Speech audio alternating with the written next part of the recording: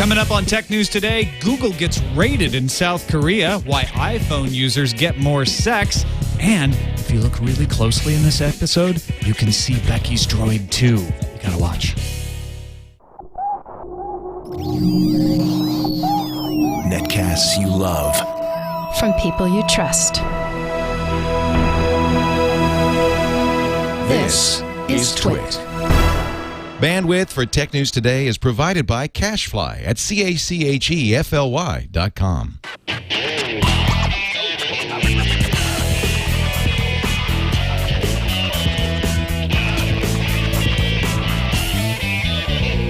This is Tech News Today for August 10th, Tuesday, 2010.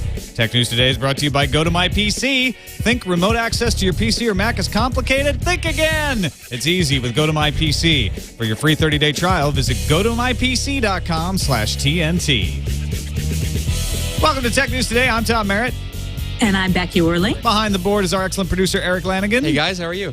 We are ready to give you the tech news of the day. Did you notice how I flip-flopped the date there? Oh, no. Yeah, I put the day. I did a little European thing where I put the day, the number before the day, and don't mess with me. I'm over here on the East Coast. The time's all early here. But just yeah, do your it's dues, dinner man. time where you are, isn't it? I know. I'm coming to you live from the ABC studios. So if Diane Sawyer comes in here and takes my place, We may just lose go Becky, with it. yeah. Just go with it, okay? All right, we'll just bring her into the show. I'd love to have her Right, on and the show. That'd be great. Yeah. Okay, I'll talk to her about it. All right, please. We should start, though, with some sad news. You may have heard that former Senator Ted Stevens of Alaska was killed in a plane crash yesterday, and we did a lot of debating on whether this was a story for Tech News Today or not, but I was getting emails about it. Everyone on Twitter was talking about it. Every tech news blog you could think of is posting the story, and so we figured, well, we have to acknowledge it. And it's because he has a strange tie to an internet meme that is bizarrely about net neutrality. Tom, I'll let you explain it. Well, yeah, I mean, there's not much to explain. Pretty much everybody in our audience knows about the series of tubes speech or off-the-cuff remarks that Ted Stevens made, and everyone turned it into remixes and all of that. So he is known on the internet for that rather than for his senatorial work, but we just had to pass that along. Meanwhile, in other news, Korea is raiding. They're going on Google raids. Yeah, this is Korea. Hello. This story was happening 3 months ago. Google, yes, has admitted that they made an error while going around with their Street View cars and may have gotten some data from Wi-Fi networks. Korea has just issued some sort of warrant for a raid. Where were they for the last 2-3 months? This is the same issue, the collecting of Wi-Fi data from Google Street View cars that started in Germany back in May. They've been cleared of it in the UK. I think there's still an ongoing investigation of some sort in the United States. But the police just kind of went in and seized 19 KNPA agents, raided the office, seizing hard drives and related documents. And Google said, we'll cooperate. You take whatever you want. You don't need to raid. Yeah, the hands up. And I mean, this was also the Cyber Terror Response Center of the Korean National Police Agency. And they said they're going to scrutinize the data that they confiscated today. Yeah, England already did that, and they said it's not that big a deal. Yeah, so anyway, just a big banner headline, but we can't imagine that we'll end up seeing this turn into anything more dramatic than what we've heard so far, but we'll follow it and find out. Flair for the drama there in Korea.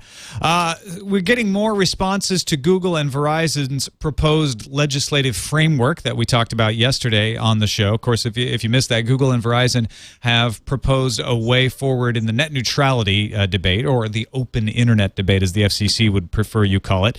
One FCC chairman or commissioner is not very happy with it. Michael Copps has come out saying this is a horrible idea. Yeah, and he issued a statement that was exactly 3 sentences long. And basically, I'll read you some of it. It says, some will claim that this announcement moves the discussion forward.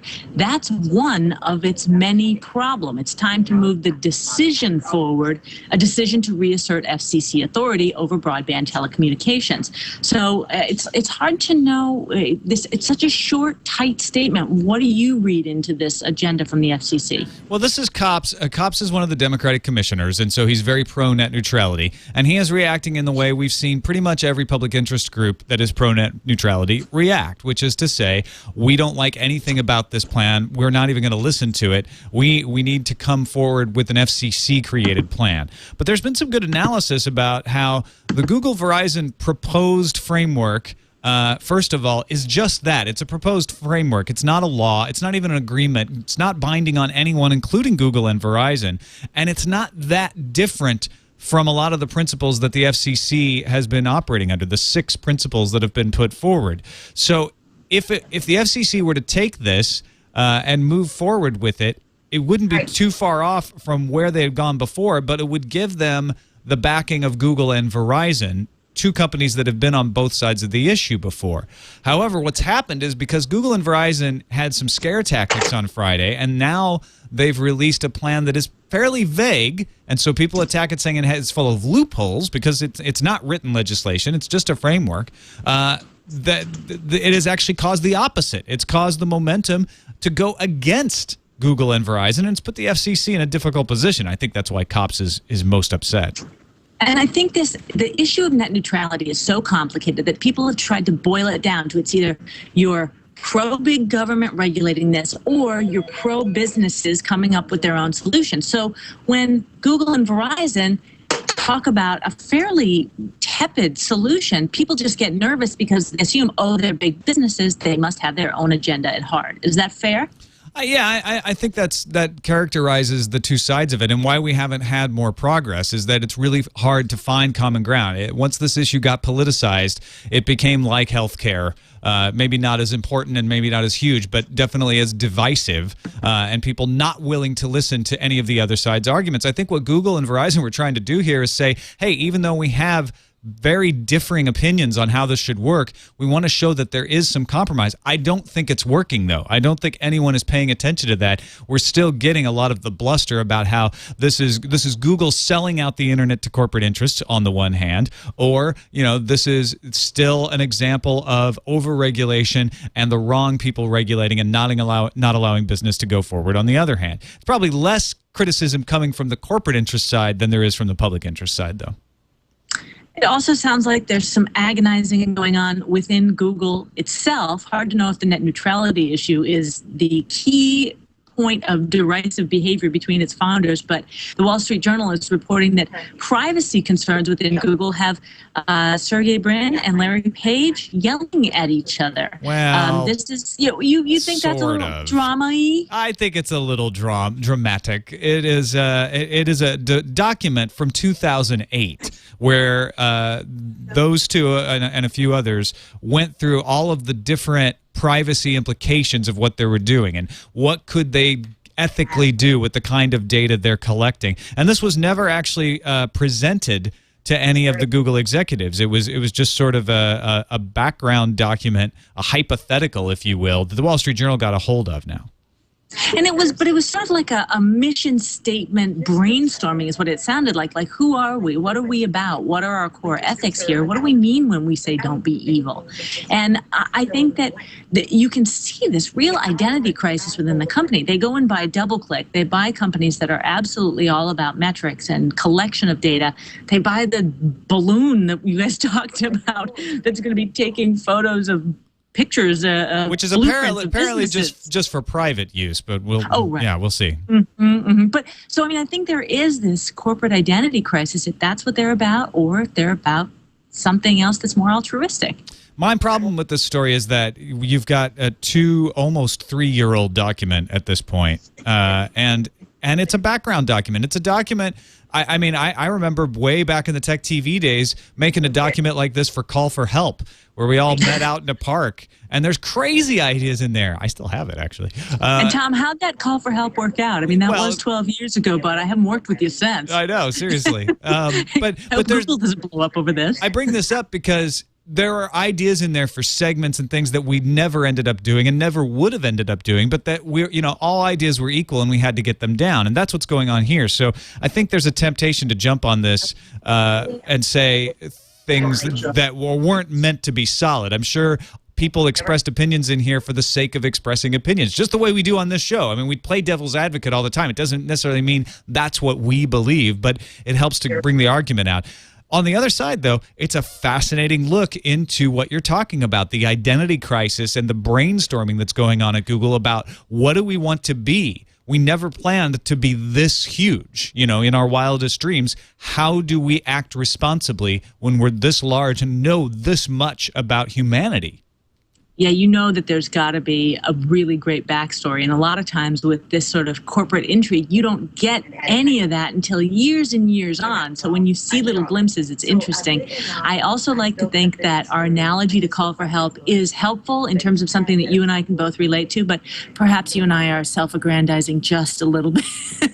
We could have been Google, buddy. We could have been way back Well, no, when. I'm not trying to say we were ever Google, but I'm just saying any enterprise, you do brainstorming about stuff and you write things down that you wouldn't want to get out to the public because it's brainstorming, right? True. And so True. it's definitely a different thought process than when you know that the world is going to see it. But that's what makes it so interesting. Just like the document we have here that says that Twitch should harvest our viewers' organs. Yeah, I mean, it's just, right. it's just, we're just throwing it out It's just there. an idea. Yeah. We're not saying we're going to do that. It's so we can evaluate whether harvesting organs is a good or a bad thing overall. Exactly. You have to look at all monetization options, guys. Right. It's called due diligence.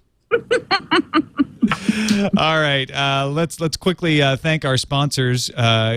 GoToMyPC, still made by Citrix, though. Some of you may not have tried GoToMyPC because you've heard us talk about GoToAssist or GoToMeeting, but GoToMyPC makes controlling another PC easy. Now, that may sound complicated, but it's not. Here's how it works. You go to the PC or Mac you want to access remotely, open up your web browser, the computer you want to access remotely from, open up your web browser, sign up for the free trial at GoToMyPC.com, and click download. The setup is completely automatic, takes about 2 minutes, and then when you want to access that computer, you just go to another computer, open up a web browser, take that web browser to GoToMyPC.com, enter your secure password, and click connect. You're in. So that means you could have somebody else do it. Say, here's what you do. Like, you're on the phone, set it up, boom, GoToMyPC is accessed, or you can just access your own PC from home, from the office, on the road. All your files are there. You don't have to worry about syncing. You don't have to take all that stuff along. You just click connect from whatever web browser you got. Use any program you work with. It's easy to try for free, actually. GoToMyPC, free for 30 days. Visit GoToMyPC.com/TNT. GoToMyPC.com/TNT, and you'll get 30 days of GoToMyPC. Why not try it out? Put it on your computer at home. Try it out from a few locations, from work, from a friend's house. See how you like it. GoToMyPC.com/TNT. We thank them for their support. Is Microsoft quietly opening up a Kinect beta program? Asks Engadget, and then answers it in the following paragraphs. It seems like they are. And Tom wants in. I do want in. So this is funny. It's the Microsoft Kinect customer feedback service is apparently sending out Kinect beta program invites. So Kinect with a C versus Kinect with a K, and one of them is just a program for people to get customer feedback, and the other is a thing that lets you wave your arms and control your Xbox 360. Lest they be confused. But what I tell you is confusing is people want in on this demo. You can see in the reams of comments underneath the story on the Engadget page that people are just clamoring to figure out how they can get an invite. And it looks like it's very select few. And yes, you know, Tom, you didn't get yours. I didn't get mine. We're sad.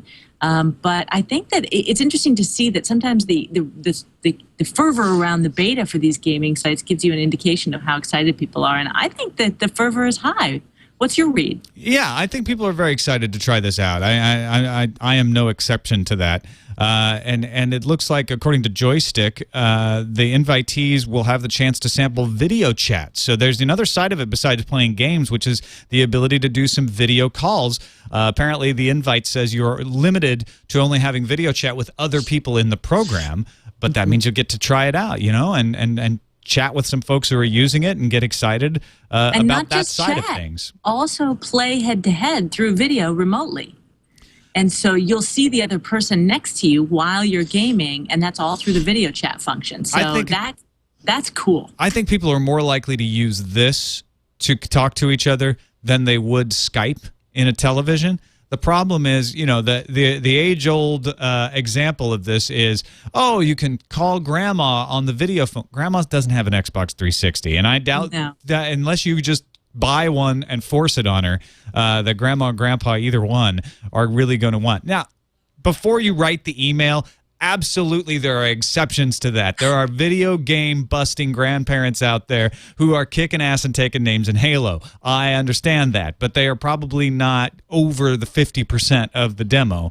You know what the fastest growing demo is? Over 55 women gamers are the fastest growing demo, and it's been that way for a long time. And they're showing the same intensity. Granted, it's probably not in RPGs or first-person shooters, but they show the same intensity in casual games as teenage boys. And I think you make a really good point about the fact that people already have this technology integrated for gaming. It's going to bring that sort of couch video conferencing to forbearance as opposed to having to set it up on grandma's TV. I think that's actually a really good point because we talked a lot about Skype for big TVs and HD Skype and it built into TVs. I have not seen that since its big hype-laden debut at CES. So you make a good point. That's probably going to be a tipping point. Larry Ellison hasn't been in the news lately, and so he decided to slam the HP board for firing CEO Mark Hurd at the end of last week. Mark Hurd, of course, taken down because of allegations of sexual harassment, which he was cleared of, but he didn't pass the ethical review at HP, so they asked him to step down. Larry Ellison said the HP board just made the worst personnel decision since the idiots on the Apple board fired Steve Jobs many years ago. That's the quote. I'm not calling anyone idiots. Larry Ellison is. Yeah, apparently Larry Ellison and Mark Hurd play tennis together. So either he had to defend his buddy, he wanted to get some press, or he just wanted to stir the pot. Hard to know. But I mean, he does make a good point. Is some of this just doesn't make sense. And there have been some conspiracy theories coming out that maybe the HP board wanted to get rid of Hurd anyways, which doesn't totally make sense given that he's had a pretty successful tenure. But there's a logic gap here. And I think Business Insider did it best. They said, if Hurd defrauded HP by putting in bogus expense reports, if he was covering up this relationship, or worse, embezzled money, absolutely he should be fired. But he shouldn't get the $12 million. Some people estimate $40 million in total worth of severance that he's getting. That doesn't make sense. He should have just been straight sacked. But if he didn't do anything wrong, or he has good explanation for what happened, then they should have defended him. So it doesn't quite add up. Yeah, it's so odd to think of a corporation coming to some sort of committee compromise decision that doesn't make any sense instead of a very clear, definitive decision. I never hear corporations do that. Oh, no, they're so logical, Tom, and Exactly. especially when a PR firm is involved, as has happened Oh, here. yeah, no, that's a good point. Tell us about that. I love this part of the story. There's a crisis PR firm named APCO, and they're based in, I think, D.C., and they handle all kinds of crisis stuff, and they've worked with Microsoft and Intel, and they actually wrote up a fake news story trying to show HP what could happen if this story got blown out of proportion and how it would impact them. Because it might actually hurt their stock, not like the $9 billion they lost in stock value when they sacked Hurd. What? Well, this is the dilemma, right? They may still have been right. If they had tried to hide this and cover it up, it may have blown up even worse. It may have forced Hurd to have to step down under pressure, and that may have hurt the stock even worse, or this whole thing may have lasted even longer, but we'll never know. And so you can't win for good advice in this situation because you're going to have Hurd stepping down and the stock price tanking no matter what happens. And I think they're right. I think you can't expect that the public isn't going to find out about this stuff, that journalists aren't going to dig it up and it isn't going to come out. So trying to control the message from the top, probably not a bad idea, but it certainly doesn't look like it helped them a lot. No. On to the Motorola Droid 2, which is not in any way facing a sexual harassment charge or any kind of ethical review. It is, in fact, no longer even in rumor stage. How long have we been talking about the Droid 2? I got to admit something here, Tom. Yeah? It's out. So let's talk about it here. But the hard part is I've signed an embargo. I'm looking at it. The thing is cool. What do you mean you're looking at it? Okay, hold on. Let's just tell people it's Android 2.2. It comes with Swipe. It's $200 on contract. It's finally official. It's up for pre-order today. It'll be in stores on Thursday. And you're saying you're looking at it right now? It's in my hands, and I want to tell you about it, but I can't tell you about it till Thursday, so I can just use some adjectives. This is why I don't use do embargoes, I know, because I would be hate holding it embargo. up right now. I know, but I have to stay true to my word. I'm going to show it hopefully on GMA Thursday, but let me tell you, smaller form factor, like the keyboard, and I can't talk much about it, but the search by voice features, wow. That's something that you should look forward to, and that's going to be parse that, folks. Android-wide. This is silly. You know what? Why give it to you if they don't want people? I mean, really, does it really affect how much could you holding it up on TNT right now just really affect the sales of Droid? I'm not trying to get you to do anything bad. I don't want to get you in trouble, but why would they even put that restriction on? You know what? Just let people look at it. It worked for Mark Hurd. You know, they were totally open and honest. You're a bad influence on me. Anyway, I have to keep my promises. You should keep your promises. I don't want to get you in trouble.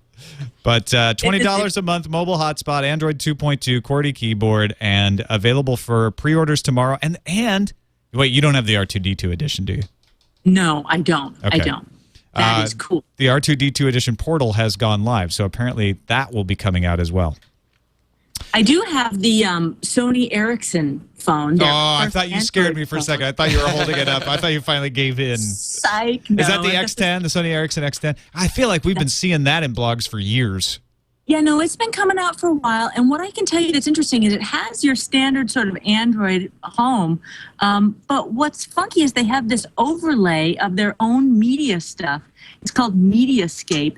And it's kind of like Sony attempting to do their own flavor of an Android phone.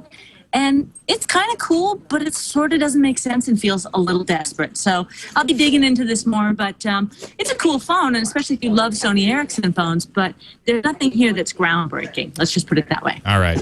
None of them can be spied on in Saudi Arabia like a BlackBerry can, though. BlackBerry service will be monitored in Saudi Arabia. That's all the reports that we're hearing. Saudi Arabia has called off the ban. They had given an extra extension from Friday till Monday. They now say that they've reached an agreement or an understanding, depending on who you read, with Research in Motion, and they will no longer be banning the BlackBerry Messenger service in Saudi Arabia. Depending on what you read, RIM has either agreed to place a server in Saudi Arabia or has agreed to give the encryption keys to Saudi Arabia, or maybe has just allowed them to tap directly into the stream for data coming to and from Saudi Arabia, and it's up to Saudi Arabia to decrypt it. It's really hard to tell at this point what exactly is going on, but if you're in Saudi Arabia or you're headed to Saudi Arabia and you want to use your BlackBerry for BlackBerry Messenger, you will be able to. That is, I was just double checking you all three of your little logic points about the if-then scenarios on how it works. I think you've got it right, Tom. Yeah, I'm supporting your logic on this thing. Well, it's not either. It's just we don't know. It's all over the map. I mean, that's what's kind of fascinating is RIM is staying so quiet on this, and analysts really differ in their opinion of what might be happening. One guy, he's a Gartner analyst in London, Nick Jones. He says he definitely thinks that they're just giving them the encrypted streams and saying, hey, there you go, good luck with it. Yeah. And the Saudi Arabian government has said they're not accommodating all of our requests, but enough that we will keep the service live. So this is a fascinating story that has not gotten clearer as it has evolved. And it's only causing more countries to weigh in on this. We've talked about this a lot. Of course, United Arab Emirates were the first to break last week. They've got an October deadline for RIM to come to an agreement with them over the BlackBerry. But now India is saying that they are going to come to a decision by Thursday that will decide the fate of BlackBerry services in India. Nilay Patel was on This Week in Tech on Sunday, said that India has been going after RIM for quite a while over this very issue. They're concerned over the misuse of BlackBerry and similar devices to send encrypted data. They say they don't want to spy on everyone. They do only with good cause. Of course, that's what everyone says. But the Home Ministry says it is almost certain that India will set a deadline for telecom operators to either get RIM to give security agencies access to monitor BlackBerry communications or shut down its services. This is a real dog pile. So basically, RIM's on the bottom, and all these countries who've wanted access to the encrypted streams are piling on because they gain power as more countries jump on the bandwagon. So as of right now, I did the math. It's about 2 million subscribers if you add in UAE, Kingdom of Saudi Arabia, and India. So the more countries that pile on, it's like a co-op. We've basically got sort of a Groupon for getting your encryption stream from RIM. Starts in Saudi Arabia, then it's the Emirates, then it's Lebanon, and then it's India, and then it's Indonesia. And some people think China already has it, and again, it goes from there. So pretty much every country that wants a data center, it's a good stimulus program, right? You get a data center create some jobs. Good idea. All right, let's move on to the news fuse. Oh, yes.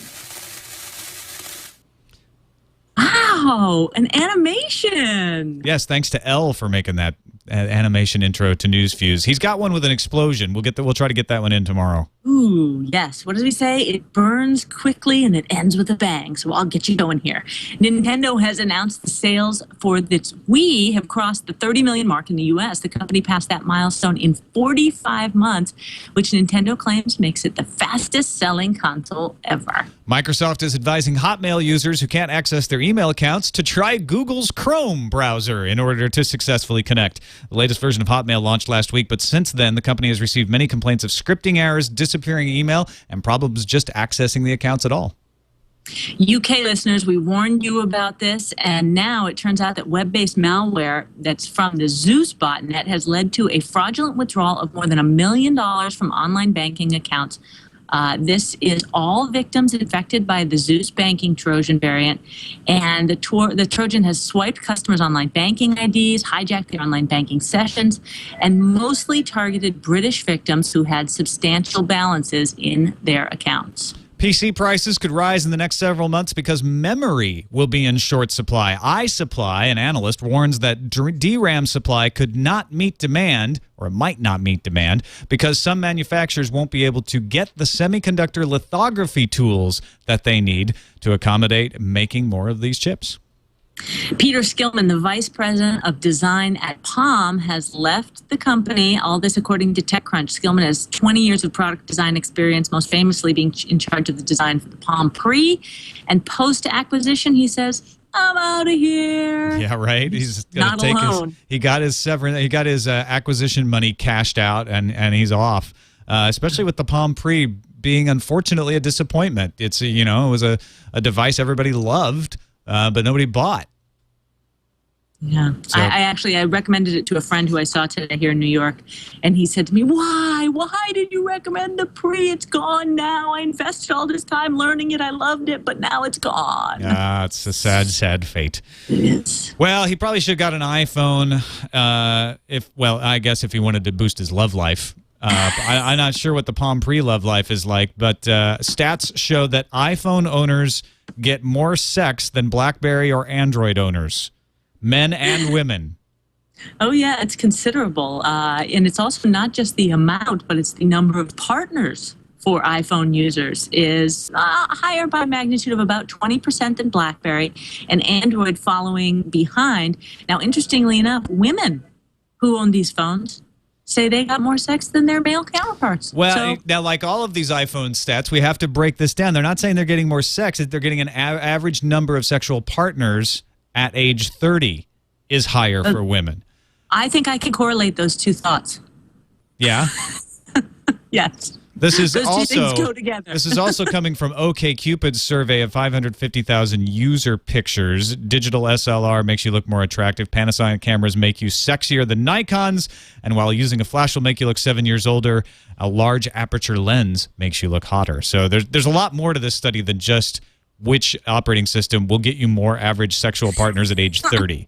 This is totally useless for me at age 40, by the way. And I'm sure that the methodology was top shelf on all of this data collection. And I would like to say that given the recent growth of Android, I think probably this is probably not quite up to date. In fact, don't we have a viewer who agrees that this is just very, very wrong data? Yeah, actually, anecdotally, we had a viewer wrote in, I think it was Craig. Yeah, Craig says, have to tell you, I have a Droid phone, and I'm doing pretty well.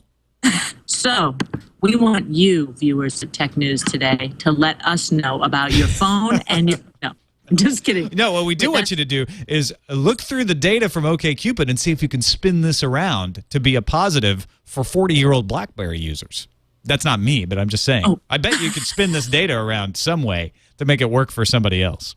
Yeah, no doubt, no doubt.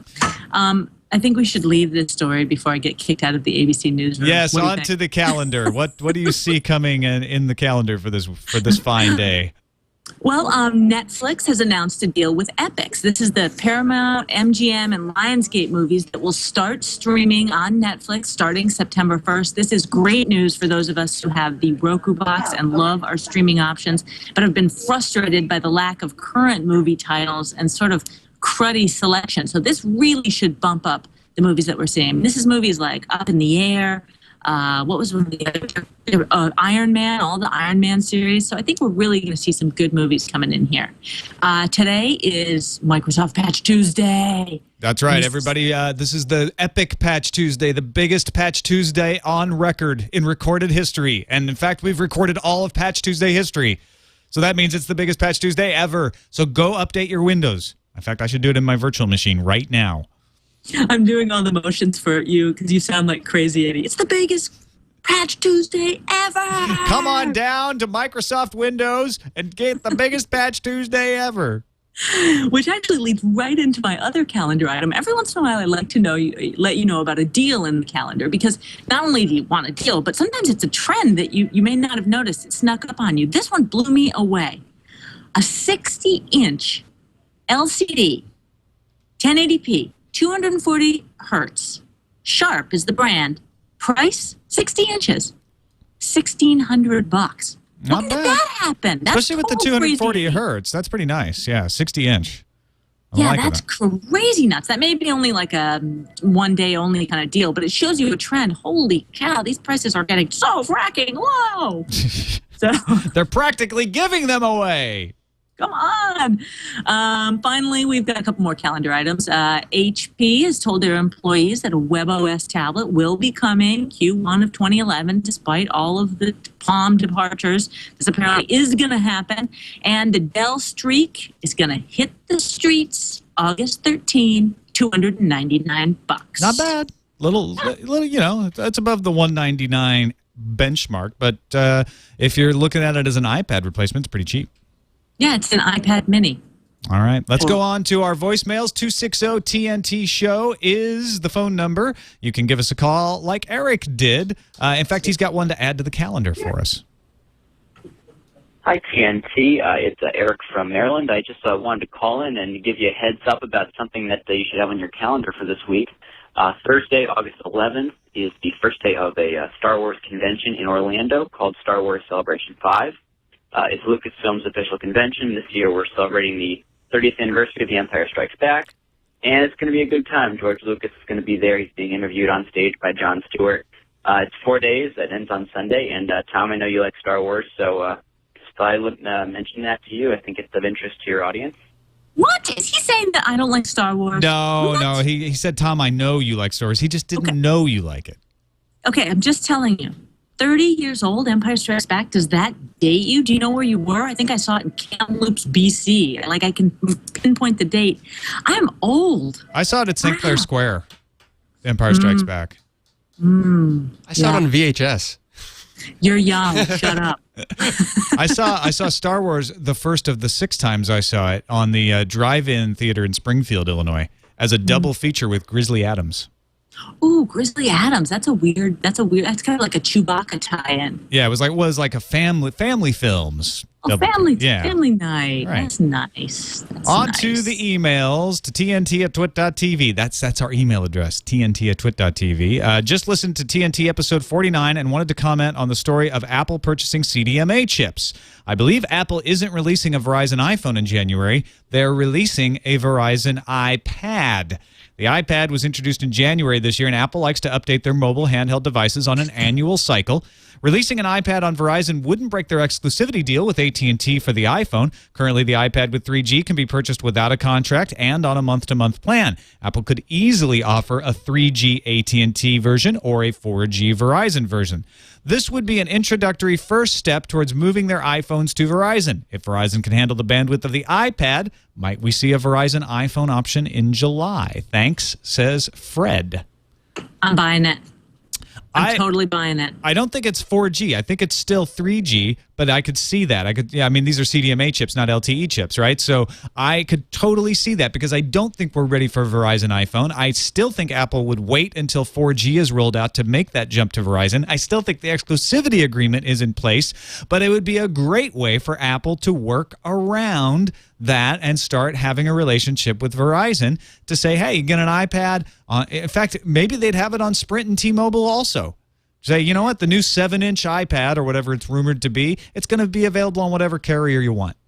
I think given all of the dueling iPhone Verizon rumors, this is the one that makes all of the rumors pretty much make sense. So I'm buying it. Thank you very much, Curtis Fred. B. in the chat room points out CDMA chips are big and the iPad has enough room to accommodate them. So good job, Fred. Nice bit of rumor mongering there.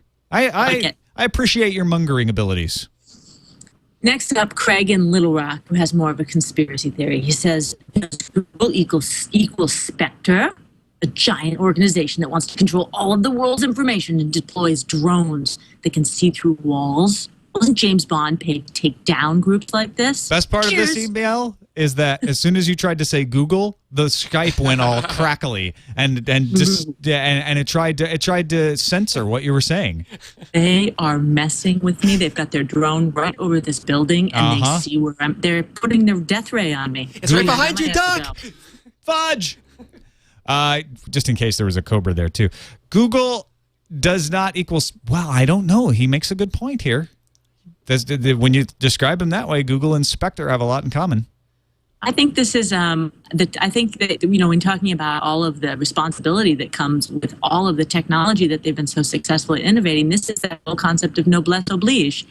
You know, to those who are given much, much is expected. And Google is really, they're trying to figure it out. And I think that it's an ugly adolescence as you balance power with responsibility. And I think it's fascinating. I'm psyched just to be on the sidelines. Just don't be death raying me from above, okay? Yeah, Larry really. and Sergey? Hopefully, we'll see you tomorrow. I hope so too. If you make it. If not, I'm going to be really lonely. So check us out at twit.tv/TNT. You can email us, TNT@twit.tv, or give us a call, 260-TNT-SHOW. That's 260-TNT-SHOW. Thanks for watching, everybody. We'll see you tomorrow. Bye.